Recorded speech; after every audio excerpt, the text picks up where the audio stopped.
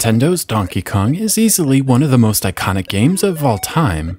The arcade title pushed the Nintendo name into the American mainstream, launched the careers of Shigeru Miyamoto and Gunpei Yokoi, and marks the debut of Mario, who remains one of the most recognizable video game characters of all time. Donkey Kong for the Atari 2600 is very much a time capsule into an alternate video game universe. It's a Nintendo game, published by Coleco and released on the Atari, something that could only happen in 1982. Donkey Kong for the Atari 2600 is expectedly not as good as the arcade original, or just about any other port of the game for that matter. The graphics are drastically simplified, with fewer colors, simpler geometry, and poor animation. Donkey Kong himself hardly resembles an ape, and the fireballs look like ducks. Additionally, there are just 2 screens here, instead of the arcade's 4. Despite all of these omissions and reductions, Donkey Kong on the Atari 2600 is surprisingly playable. Mario's left and right movements are responsive, as is the jumping. Timing your jumps over the barrels and fireballs feels responsive and predictable. Same goes for the ladder climbing. It's easy to get lined up, climb, and then walk off without getting stuck.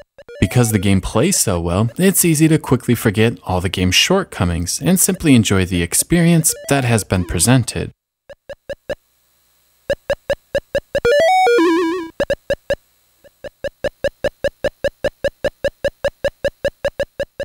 True to the source, Donkey Kong has us controlling Mario in an attempt to rescue Pauline from Donkey Kong himself. This is achieved by navigating the 2 different levels offered in this Atari 2600 port. The first screen is the famous barrel level, where Donkey Kong is dropping barrels down scaffolding trying to thwart Mario's rescuing attempt.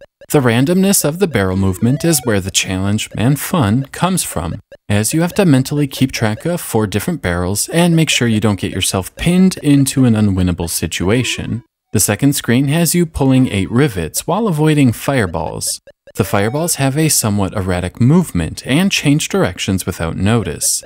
This can cause some cheap deaths, and you really have to prepare your movements to avoid their behavior. Success depends on a mix of pattern recognition and quick reflexes. Hit detection is basically pixel perfect, and understanding exactly where Mario is, from his head to his feet, is required to avoid getting hit.